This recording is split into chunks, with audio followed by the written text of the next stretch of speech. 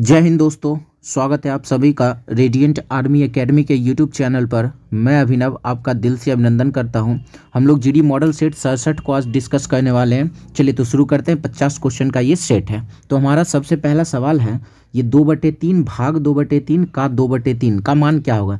Simple सी बात है, ये हमसे ये कह रहा है कि 2/3 और इसके बाद दिया हुआ है भाग, फिर 2/3 अब एक का। तो हम लोग जानते हैं सबसे पहले का काम करते हैं। का मतलब हो जाता है गुना, और ये हो गया 2/3। तो सबसे पहले इतने पार्ट को हमें गुना करना होगा। तो इसके जगह पर क्या आ जाएगा, इस पूरे के जगह पे आ जाएगा 2 दूना 4/9।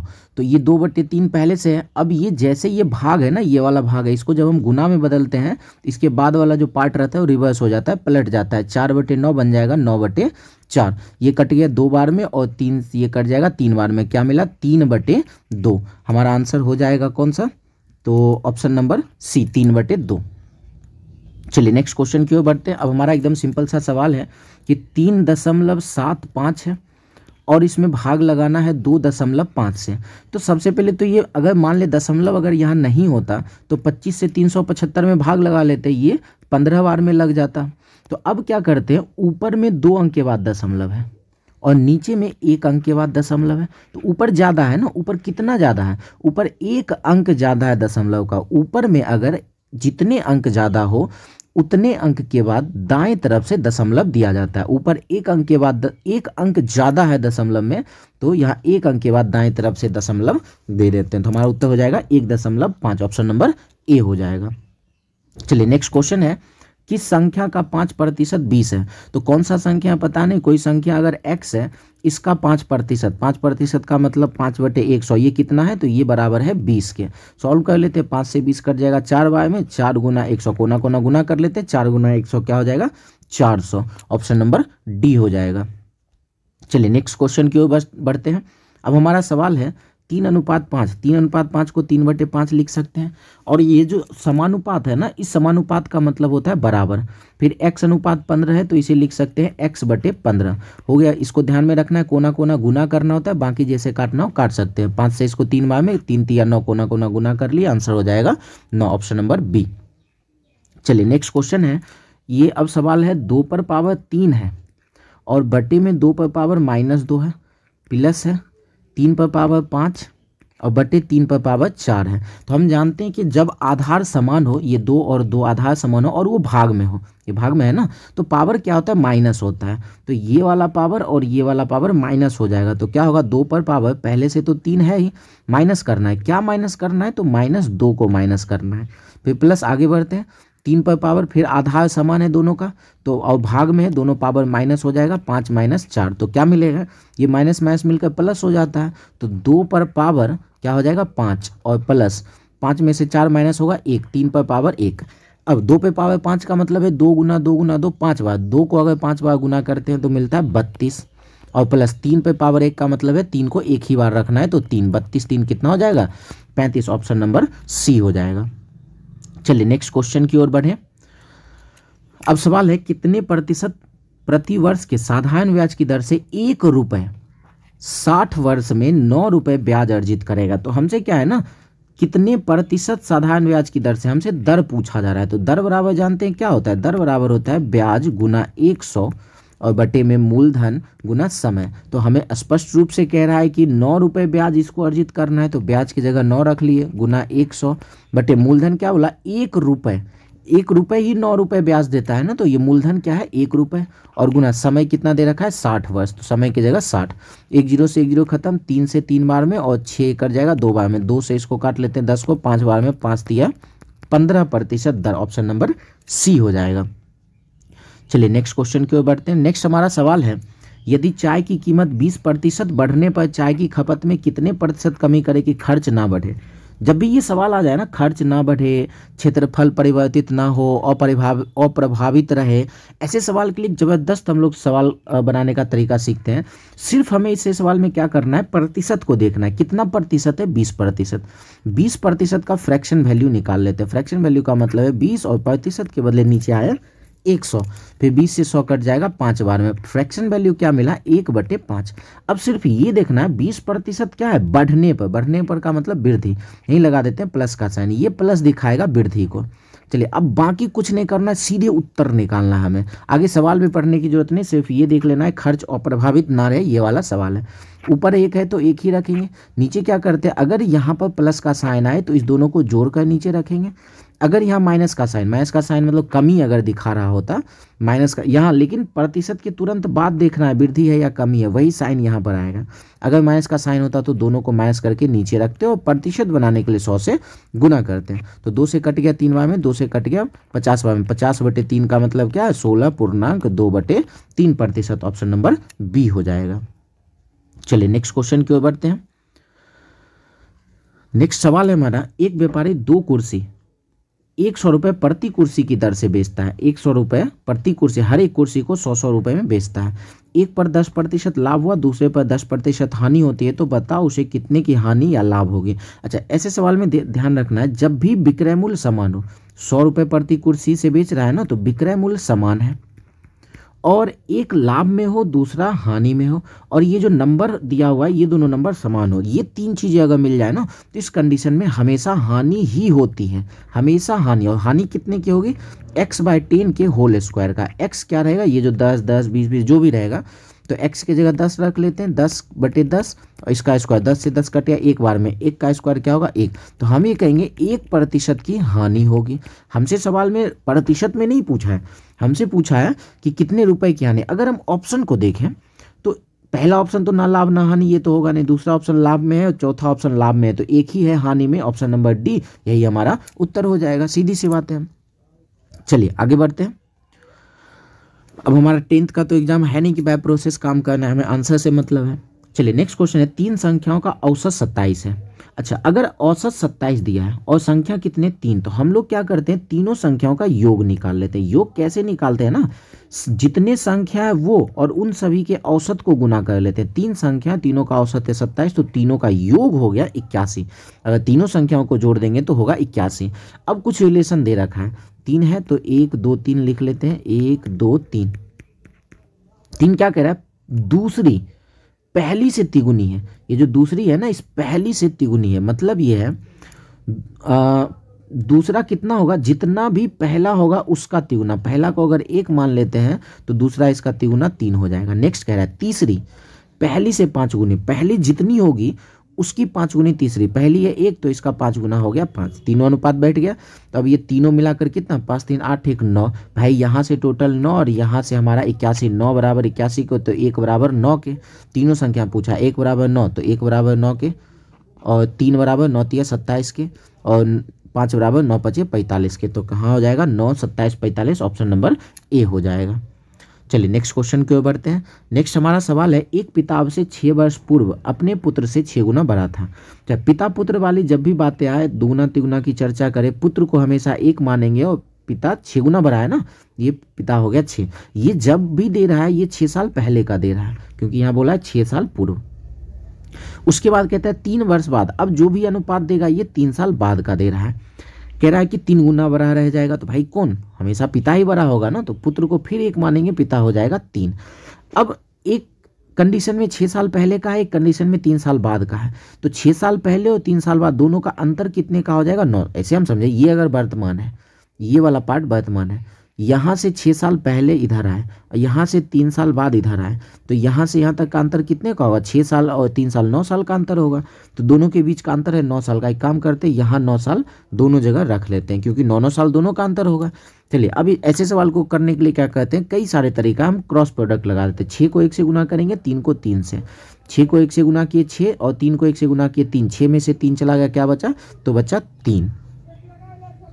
इसको दूसरे कलर से लिख लेते हैं। चलिए ये बचा 3 बराबर में आता है, फिर नीचे 9 3 27 और 9 एकम 9, 27 में से 9 जाएगा, क्या मिलेगा 18।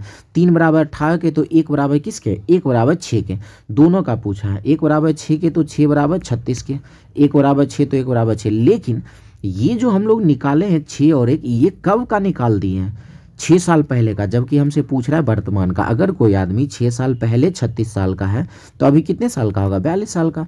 कोई एक आदमी 6 साल पहले 6 साल का था तो अभी कितने साल का होगा? 12 साल का। तो 42 वर्ष और 12 वर्ष हमारा ऑप्शन नंबर सी हो जाएगा। चलिए नेक्स्ट क्वेश्चन है हमारा, 90 डिग्री के कोण को क्या बोलते हैं? तो 90 डिग्री के कोण को समकोण बोलते हैं। 90 डिग्री से अधिक और 180 डिग्री से छोटा हो तो उसको अधिक कोण बोलते हैं, और 90 डिग्री से अगर छोटा हो तो हो जाता है न्यून कोण हो जाता है। चलिए नेक्स्ट क्वेश्चन की ओर बढ़ते हैं। चलिए नेक्स्ट क्वेश्चन है हमारा, दो संख्याओं का योग 14 है और उसका गुणनफल 48। भैया ऐसे सवाल को जो है ना ऐसे मुजबानी बनाना है। कोई ऐसा दो संख्या लेना है जिसको गुना करने पे 48 आए और जोड़ने पे 14 आए। तो मेरे ख्याल से एक बार में आपका भी आ गया होगा 8 छके 48। 8 और 6 जोड़ देते हैं 14 होता है, और 8 और 6 को गुना करते हैं तो 48। इनमें से छोटी संख्या पूछा है तो छोटी संख्या क्या हो जाएगा?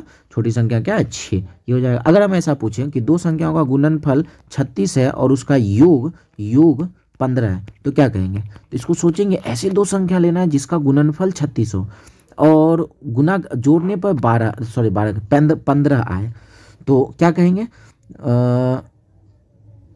ऐसे 36 किसको किसको गुना करने पाएगा? 9 और 4 को, लेकिन 9 और 4 13 होता है।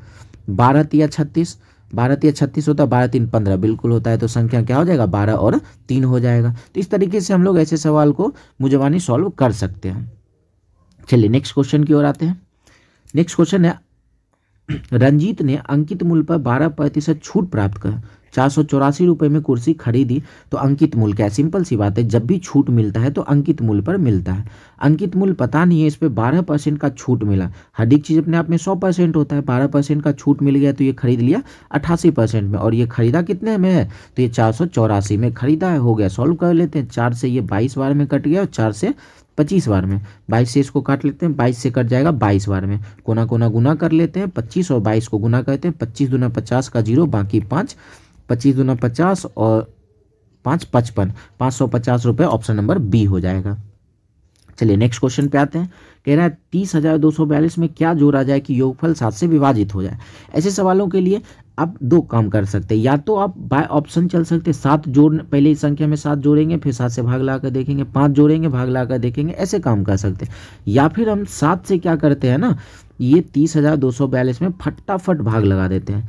7 चौके 28, शेष बचा 2, 7 तिया 21, बचा 1, 7 दूना हो गया 14 और यहाँ बच गया 2। तो 2 बच गया ना, शेष बचा 2। तो जब भी जोड़े जाने वाली संख्या, अगर घटाए जाने वाली संख्या पूछता तो शेष ही उत्तर हो जाता है। और जोड़े जाने वाली संख्या क्या होता है? भाजक माइनस शेष होता है। तो 7 में से 2 को माइनस करेंगे, 7 में से 2 माइनस करेंगे, आएगा 5। तो जोड़े जाने वाली संख्या है 5। चलिए नेक्स्ट क्वेश्चन पे आते हैं। नेक्स्ट क्वेश्चन है, एक व्यापारी ने 960 रुपये में 2 रेडियो खरीदा। 2 रेडियो को 960 में खरीदा। दोनों का दाम कितना कितना है नहीं पता, लेकिन दोनों मिलाकर 960 है। उसने एक को 15% हानि पर, दूसरे को 15% 19% लाभ पर बेचा। यदि दोनों का विक्रय मूल्य बराबर हो तो प्रत्येक का क्रय मूल्य। अच्छा, यहाँ पर विक्रय मूल्य हमें बराबर दिखा तो एक चीज़ें चेक करते हैं। एक लाभ एक हानि में है भैया, एक हानि एक लाभ में है। क्या दोनों संख्या बराबर है? नहीं है। अगर ये दोनों संख्या बराबर हो जाता तो अभी थोड़ी देर पहले ही डिस्कस किए थे कि उस कंडीशन में हमेशा हानि होता है, और हानि होता है x/10 के होल स्क्वायर का, लेकिन ये सवाल तो है नहीं। अब विक्रय मूल्य समान है ना, तो एक को 15% हानि पर बेचा है। हम कह सकते हैं कि 100 रुपये का दाम हो, 15% हानि पे बेचा है, मतलब 15 रुपये कम में बेचा, 85 में बेच दिया।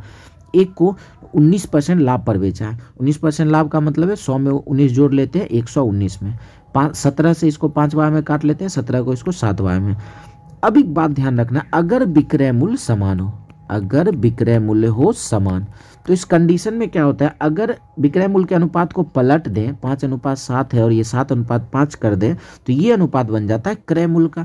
अब पहले वस्तु का दाम 7, दूसरे वस्तु का दाम 5, 7 5 हो गया कितना? 12। दोनों मिलाकर 12 है और यहाँ से दोनों मिलाकर 960 है।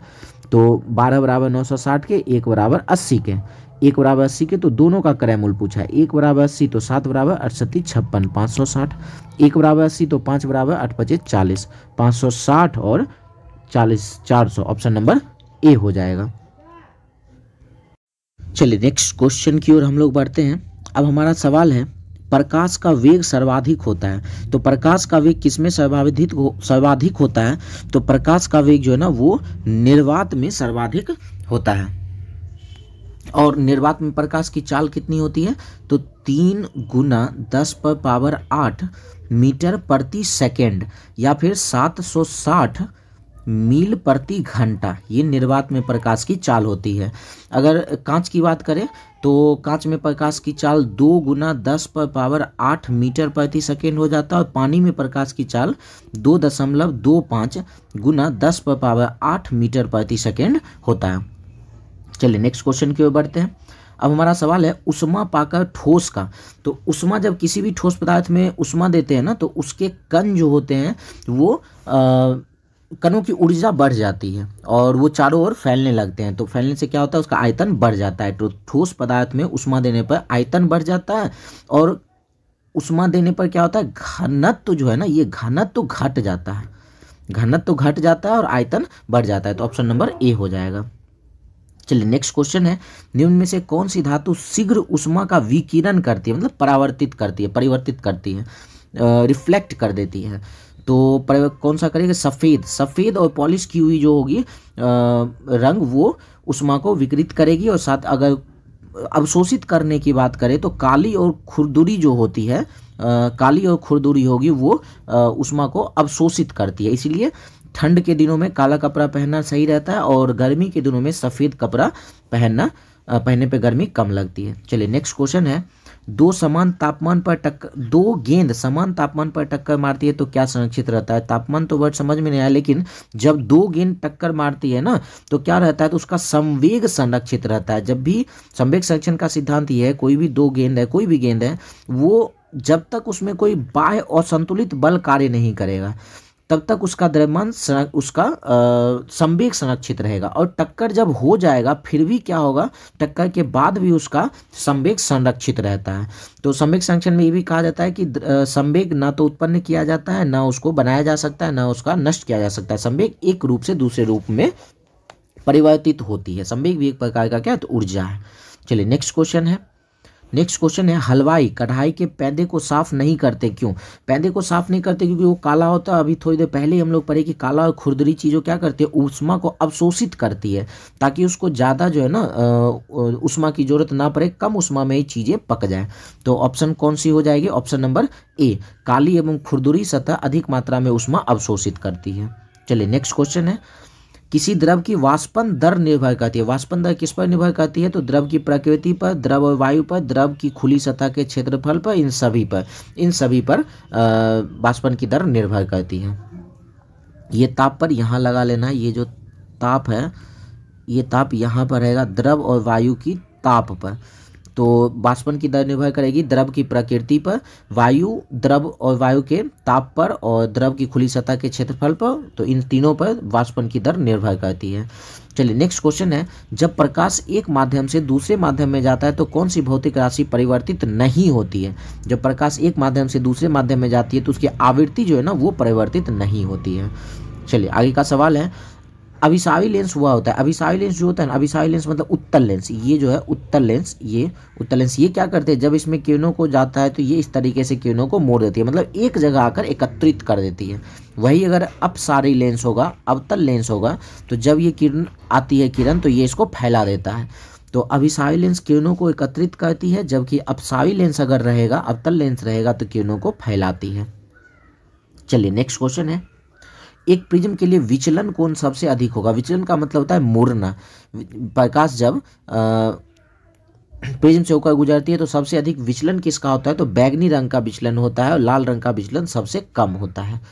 चलिए नेक्स्ट क्वेश्चन है, निम्न में से विद्युत का कुचालक कौन सा है? मतलब जिससे विद्युत का प्रवाह नहीं होता है। ग्रेफाइट से तो विद्युत का प्रवाह होता है, नमक के घोल से भी होता है, नाइट्रिक एसिड से होता है, शुद्ध पानी विद्युत का कुचालक होता है, इसमें विद्युत प्रवाह नहीं होता है। चलिए नेक्स्ट क्वेश्चन है, हाँ, ये अगर अशुद्ध पानी आ जाए, अशुद्ध पानी में विद्युत का वो सुचालक हो जाएगा। चलिए अगले सवाल की ओर बढ़ते हैं, वह ग्रह जिस पर वायुमंडल है। तो वायुमंडल वाला मात्र एक ही ग्रह है, पृथ्वी। चलिए, जिस पर जीवन संभव है। नेक्स्ट क्वेश्चन है, हीरा और ग्रेफाइट कार्बन के क्या है? तो हीरा और ग्रेफाइट कार्बन के अपरूप हैं। समस्थानिक क्या होता है? जिसमें परमाणु संख्या समान होते हैं और द्रव्यमान संख्या जो होते हैं, द्रव्यमान संख्या वो भिन्न होते हैं। और संभारिक में क्या होता है, तो द्रव्यमान संख्या समान होता है और परमाणु संख्या अलग होता है। सब न्यूट्रॉनिक में क्या होता है, तो न्यूट्रॉन की संख्या समान होता है। चलिए अगले सवाल की ओर बढ़ते हैं। बेल्डिंग गैस में प्रयुक्त होता है, बेल्डिंग गैस जो होता है एसिटिलीन रहता है, C2H2 एसिटिलीन, और साथ ही साथ ये ऑक्सीजन का मिश्रण रहता है। क्या होता है, जो भी स्टील होता है वो 1500 डिग्री सेल्सियस से ऊपर के तापमान पर ही वो पिघलता है। और ये C2H2 एसिटिलीन और ऑक्सीजन के मिश्रण जैसे क्या किया जाता है, इससे अधिक गर्मी उत्पन्न किया जाता है और स्टील और जो ठोस चीज़ें हैं उसको पिघलाया जा सके। चलिए नेक्स्ट क्वेश्चन है, इलेक्ट्रोकार्डियोग्राम जानकारी देता है किसका, तो इलेक्ट्रोकार्डियोग्राम हृदय से संबंधित है और हमारे ऑप्शन में आलिंद और निलय, आलिंद और निलय जो है हृदय से संबंधित है। जो मनुष्य के हृदय में 4 चेंबर होता है ना, 4 चेंबर, उसी में चेंबर का नाम है 2 बाएं 2 दाएं रहता है, तो आलिंद और निलय है। चलिए नेक्स्ट क्वेश्चन की ओर बढ़ते हैं। अब हमारा सवाल है, ध्रुव पर चुंबकीय सुई की स्थिति कैसी होती है, तो ध्रुव पर चुंबकीय सुई की स्थिति ऊर्ध्वाधर होती है। नेक्स्ट क्वेश्चन है, वायु दाब मापने का उपकरण कौन सा है, तो वायु दाब किससे मापा जाता है। ऑप्शन अगर देखें तो ऑप्शन में है थर्मामीटर, बैरोमीटर, स्फेरोमीटर, हाइड्रोमीटर। तो बैरोमीटर से जो ना, बैरोमीटर से वायु दाब मापा जाता है, थर्मामीटर से शरीर का तापमान मापा जाता है, स्फेरोमीटर से कोई गोलीय चीज़ें हैं वक्रता हो, वक्र रूप से हो, इस तरीके से हो, या कोई भी गोलीय चीज़ हो उसकी त्रिज्या मापा जाता है। और हाइड्रोमीटर से क्या होता है, तो हाइड्रोमीटर से क्या होता है भैया, घनत्व मापा जाता है, द्रव का। हाइग्रो से तो अपेक्षिक घनत्व मापा जाता है, हाइड्रोमीटर से द्रव का घनत्व मापा जाता है। चलिए नेक्स्ट क्वेश्चन पे आते हैं। नेक्स्ट क्वेश्चन है हमारा, रतौंधी किस विटामिन की कमी से होती है, रतौंधी विटामिन ए की कमी से होती है। बी से विटामिन B1 से बेरी हो गया, सी से स्कर्वी होता है और डी से रिकेटस होता है, तो रतौंधी विटामिन ए की कमी से होती है। चलिए नेक्स्ट क्वेश्चन है, मानव कंकाल में हड्डियों की संख्या कितनी है, तो मानव कंकाल में टोटल 206 हड्डी है। स्वस्थ मनुष्य के शरीर का रक्तचाप कितना होता है, तो 120 से 80, 120/80 mmHg होता है। चलिए आगे की ओर बढ़ते हैं। नेक्स्ट क्वेश्चन है, कपड़ा धोने का रासायनिक नाम, कपड़ा धोने का जो सोडा होता है उसका रासायनिक नाम क्या है, तो सोडियम कार्बोनेट है। और खाने का जो सोडा होता है वो सोडियम बाई कार्बोनेट है, NaHCO3 है। और सोडियम कार्बोनेट जो है वो Na2CO3 इंटू 10H2, ये होता है सोडियम कार्बोनेट। और ये सोडियम हाइड्रोक्साइड NaOH हो गया, और सोडियम क्लोराइड NaCl, नमक साधारण नमक है वो NaCl है।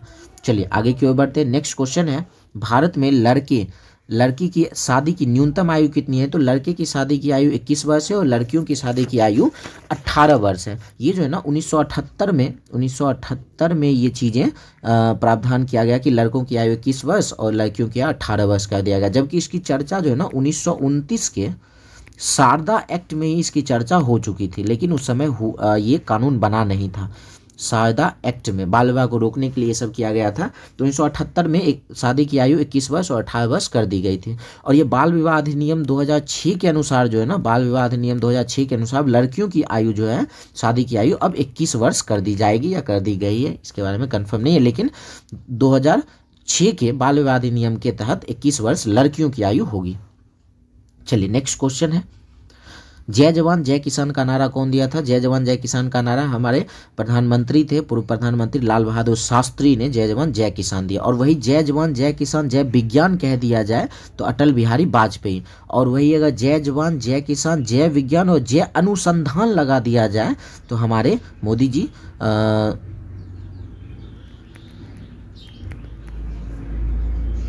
तो हमारे प्रधानमंत्री नरेंद्र मोदी।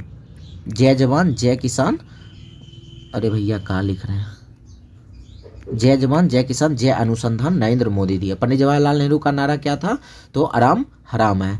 और राजीव गांधी को मिस्टर क्लीन कहा जाता था। चलिए नेक्स्ट क्वेश्चन है, कान्हा अभ्यारण्य कहाँ है, तो कान्हा अभ्यारण्य जो है ना वो मध्य प्रदेश में है।